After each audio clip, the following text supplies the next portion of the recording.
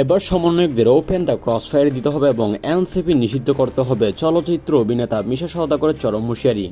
ঢাকায় চলচ্চিত্রের কিংবদন্তি খলনায়ক ও জনপ্রিয় অভিনেতা মিশা সওদাগর আজ জাতীয় নাগরিক পার্টি এনসিপির সমন্বয়কদের বিরুদ্ধে অত্যন্ত কঠোর হিংসাত্মক বক্তব্য দিয়ে রাজনৈতিক অঙ্গনে ব্যাপক আলোড়ন সৃষ্টি করেছেন। তিনি সরাসরি বলেছেন সমন্বয়কদের ওপেন দ্য ক্রসফায়ার দিতে হবে এবং এনসিপি নিষিদ্ধ করতে হবে। মিশা সওদাগর বলেন, যারা জুলাই আন্দোলনের নাম করে দেশকে অস্থির করে তুলেছে, জনগণের সঙ্গে প্রতারণা করেছে এবং দেশের শান্তি শৃঙ্খলা ধ্বংস করেছে, তাদের ওপেন দ্য ক্রসফায়ার দিতে হবে।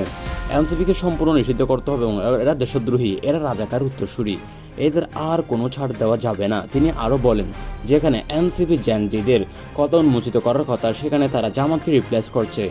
এটি সত্যি বাংলাদেশের ইতিহাসের জন্য অত্যন্ত দুঃখজনক একটি বিষয়। সমন্বয়কদের ক্রসফায়ার দিয়ে দেশকে শান্ত করতে হবে। এনসিপিকে নিষিদ্ধ না করলে দেশে কখনো শান্তি হবে না। তার এই ক্রসফায়ার নিষিদ্ধ হুঁশিয়ারি রাজনৈতিক মহলে তীব্র উত্তেজনা সৃষ্টি করেছে। তিনি সাধারণ রাজনীতি নিয়ে খুব কম মুখ খুলেন। তার পক্ষ থেকে এমন চরম ভাষা হুমকি অনেকের কাছে অপ্রত্যাশিত এবং অত্যন্ত উদ্বেগজনক।